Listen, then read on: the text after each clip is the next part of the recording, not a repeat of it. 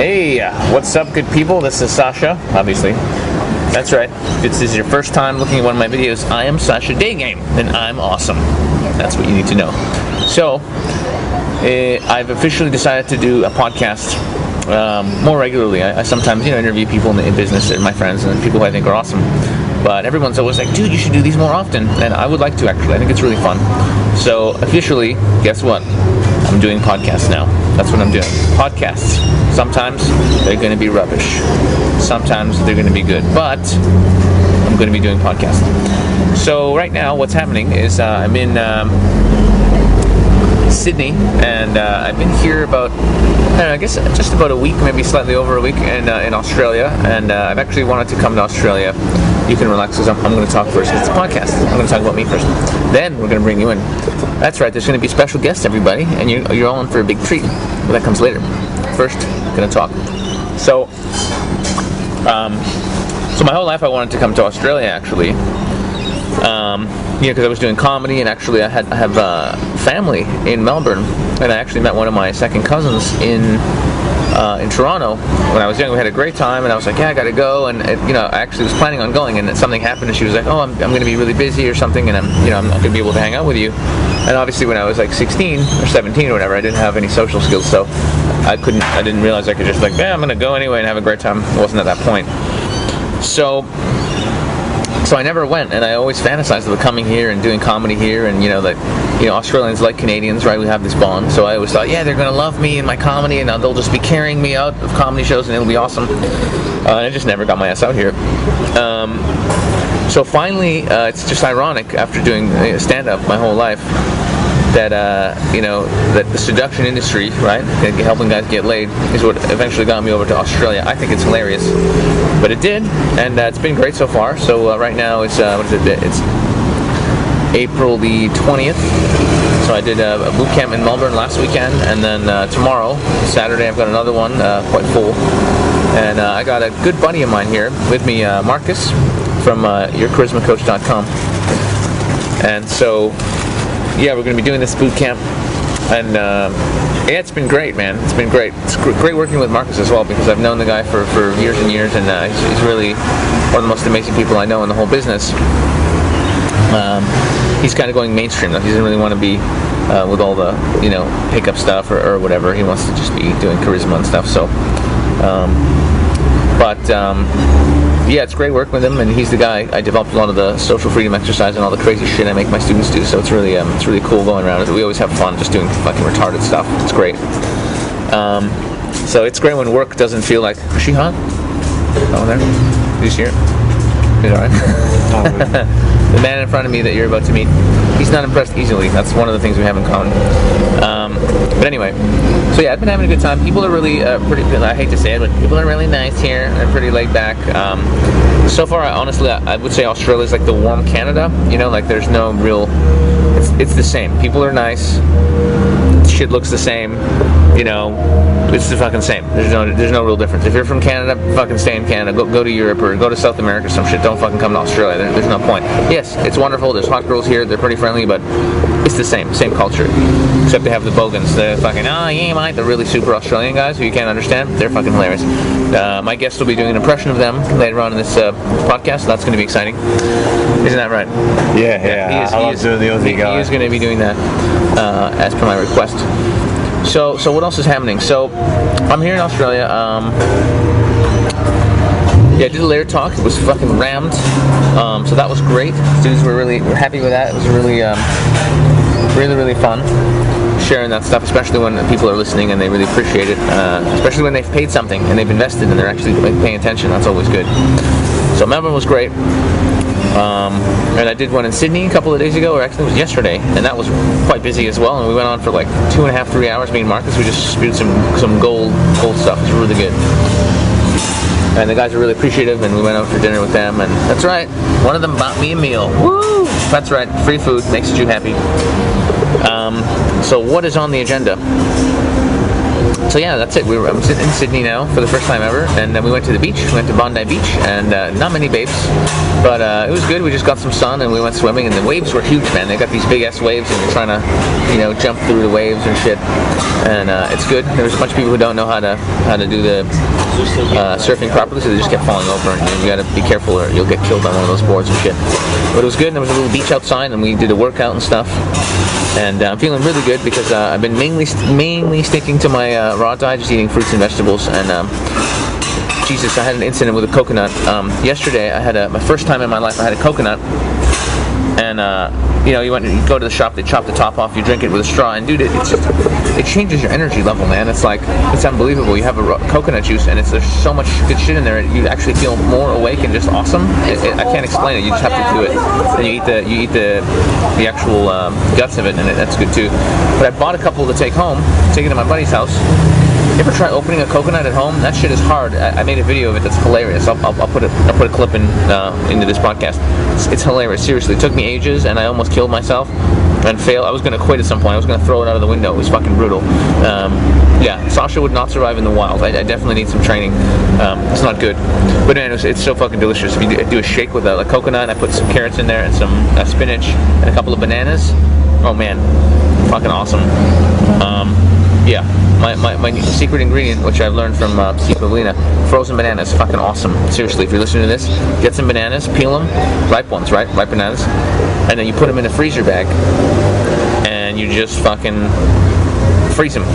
Okay, and then you throw one of them in your shake, or just eat it as a dessert. It's like the best fucking thing in the world. It's unbelievable. And everybody I say this to, they try, and they're like, oh my god, this is awesome. So you gotta do that.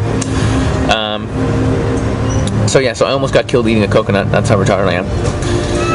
But it feels good. It feels good eating raw stuff, and once in a while I'll have some meat. But I don't know. I think I need to just quit altogether. It's more the social aspect of doing this. It's hard because you're with your buddies or people, and they're all like, yeah, let's go to a restaurant. And you want to be like, you want to walk into a restaurant with a bag full of fucking bananas and shit. It's just awkward. I'm gonna eat my own bananas anyway.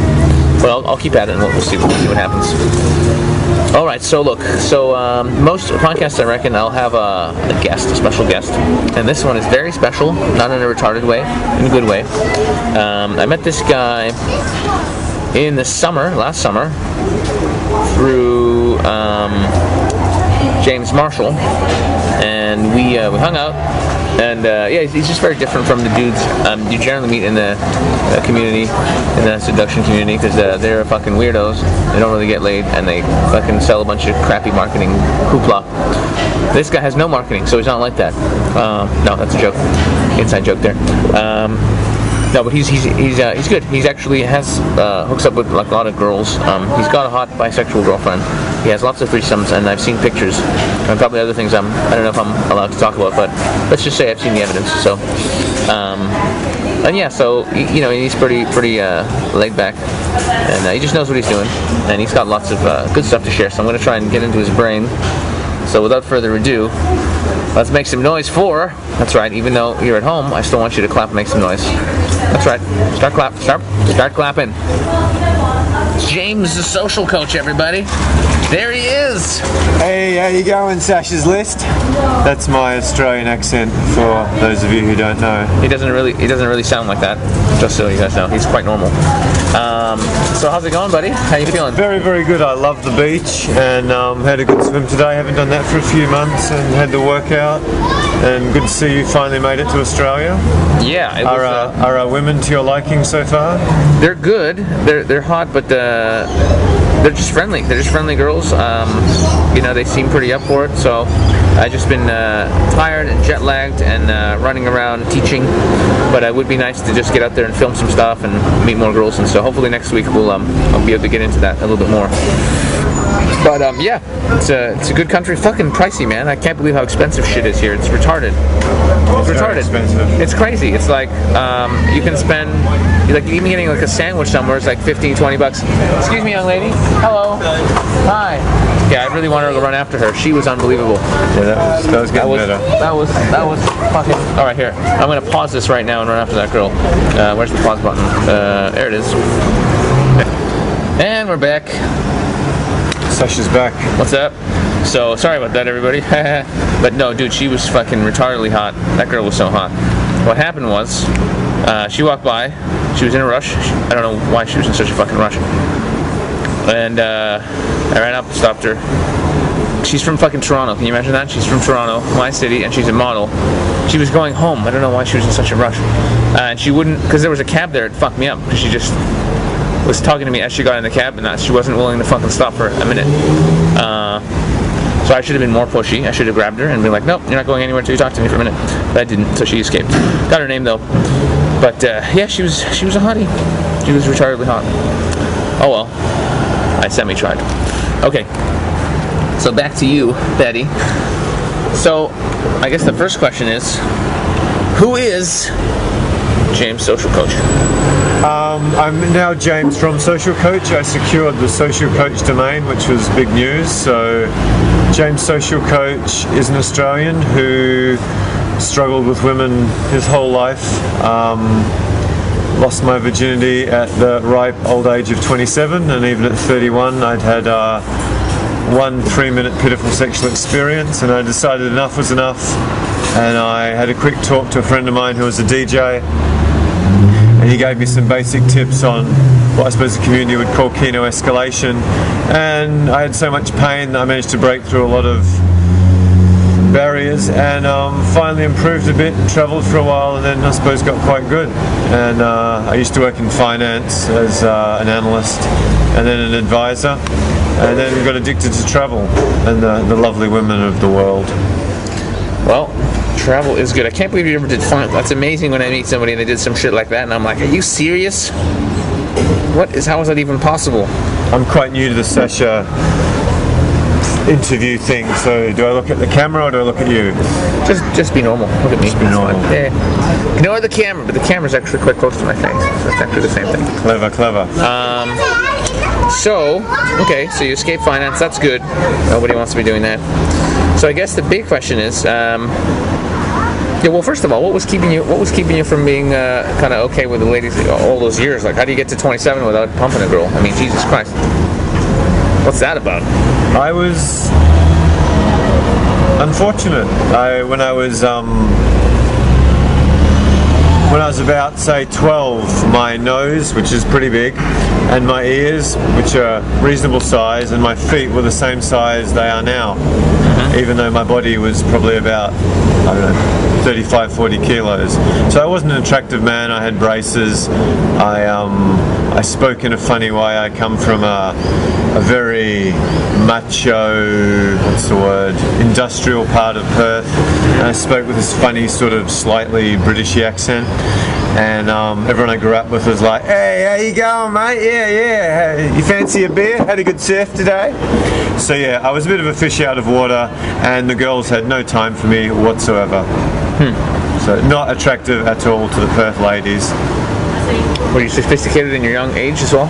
I was not sophisticated at all. I had friends. I wasn't a complete loser, but yeah, I wasn't a popular kid. I had strange interests like classical music and foreign films that didn't really go down too well in Perth. It's going down okay now, though. Okay, that's cool.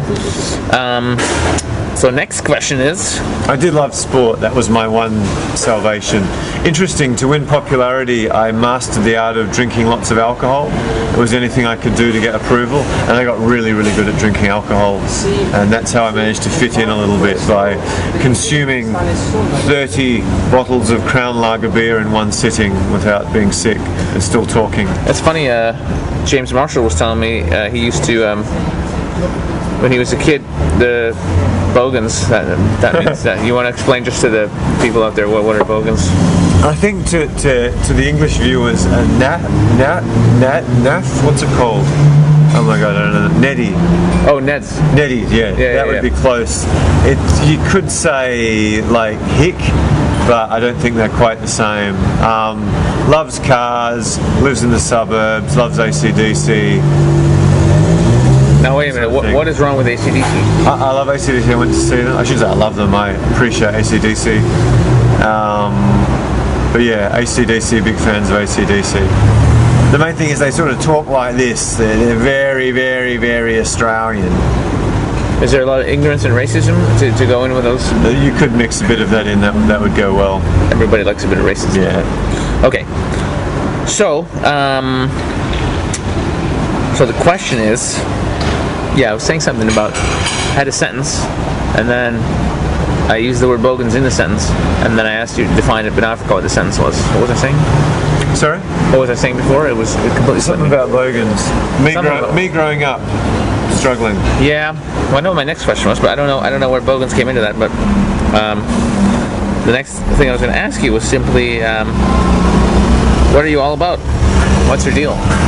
I want to teach people to live happily with capitalism. That's my dream, my goal.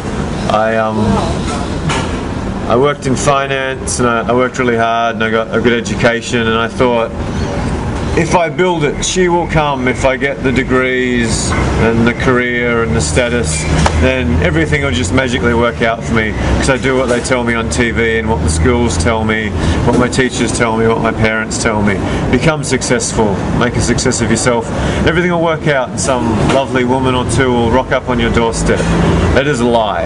That's a lie created by very, very clever marketers to sell more cars and more jeans and more sunglasses, lots of stuff that you don't need actually makes you more unhappy. So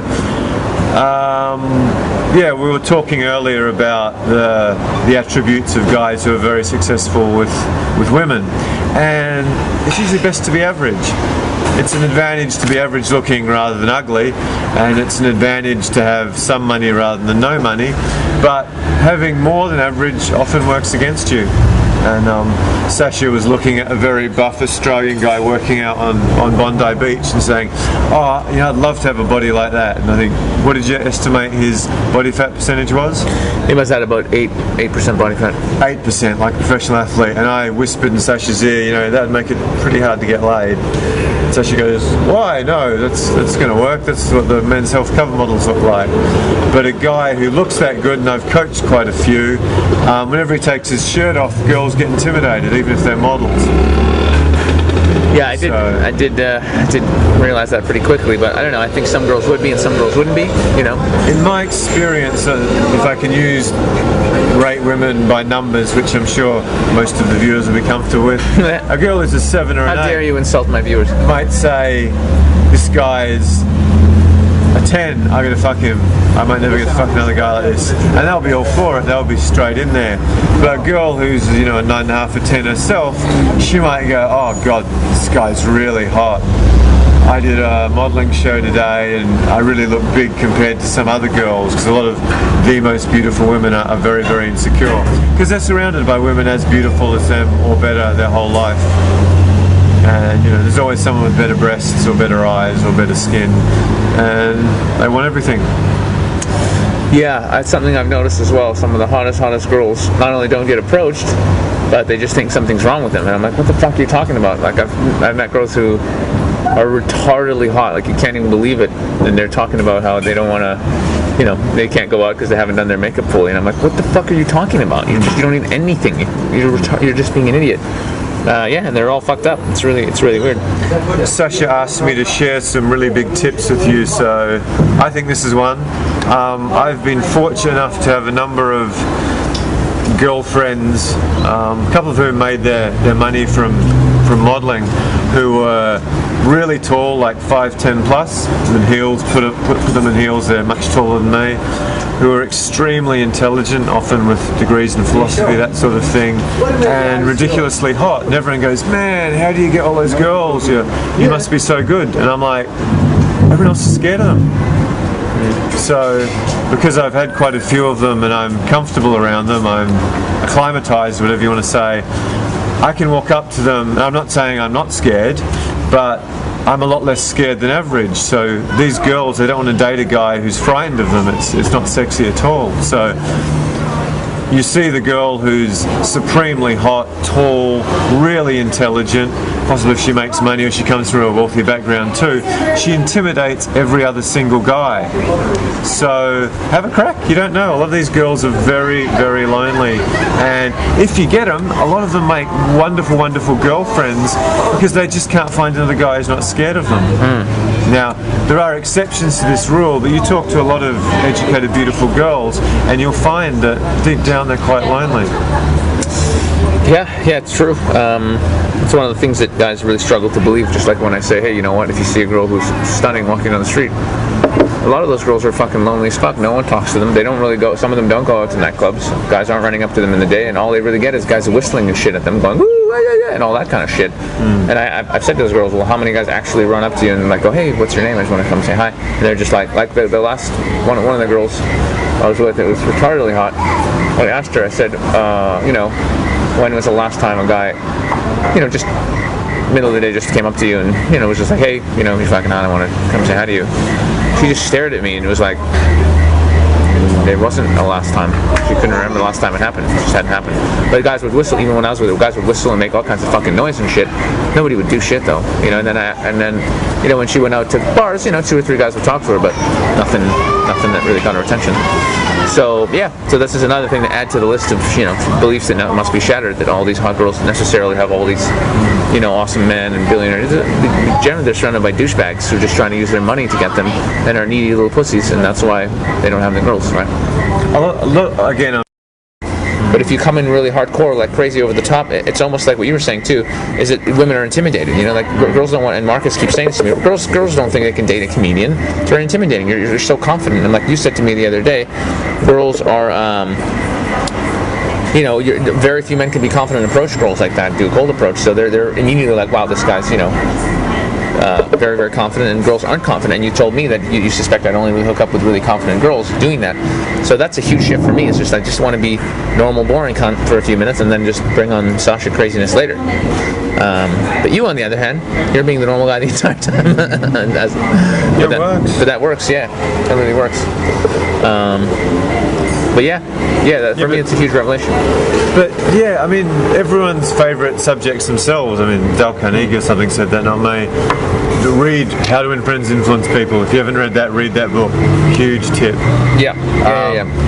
Yeah, women want to talk about themselves, and really beautiful women, no one ever listens to them. They're like, why would you? You're so beautiful or something. So if you're the one guy who does listen to them, you're really in with a good shot. And So all you gotta do is approach girls, talk to them, be a boring fucker, and make the conversation mainly about them and touch them. I think that's pretty solid right there. It's good. It's good advice. There you go. You all saved $12 million on products. Good. Well, that's true though. Okay. Well, that was pretty cool. So before I go and babble a little bit more about me, if the guys out there want to find you, if they're in Australia and they're interested in getting some coaching with you, do you do Skype coaching? Do you do any or you only do like you do phone coaching? Okay. So tell the guys what you got coming up and how they should find you if they're interested in working with you. Just go to socialcoach.com. And I've got nothing like Sasha, but I've got a handful of videos on YouTube, social coach video. There'll be a lot more up there when I get my shit sorted. And yeah, hopefully you like the stuff. By the time Sasha puts this up, I should have a pretty decent opt-in video I shot with 2 of my girlfriends, which I think is really, really valuable. We've had great feedback about it so far. Okay. Good. And what's your email address if somebody wants to get in touch? I'll give it us. info@jamessocialcoach.com. That's actually the one I've got for you. Good. Well, that's it. You're free now. You're free. Now I'm just going to babble on because it's my podcast, everyone. It's my podcast, and I'll cry if I want to. All right, good. I don't know if you noticed, it was quite funny. When you were talking about really hot girls, the girl who works here just goes, "My ears are burning." That was quite funny. I tried to put it out of my mind so I could concentrate on you. It was funny though. Yeah, there she's there. Very funny. Okay. So that was cool. Yeah. I'm really, really excited for the next few weeks. I've just made that decision that I'm really gonna make an effort, and I'm going to just be normal. Just be normal. Don't try and impress chicks. Just have like a normal conversation, AFC conversation. I'm actually gonna try and do AFC game.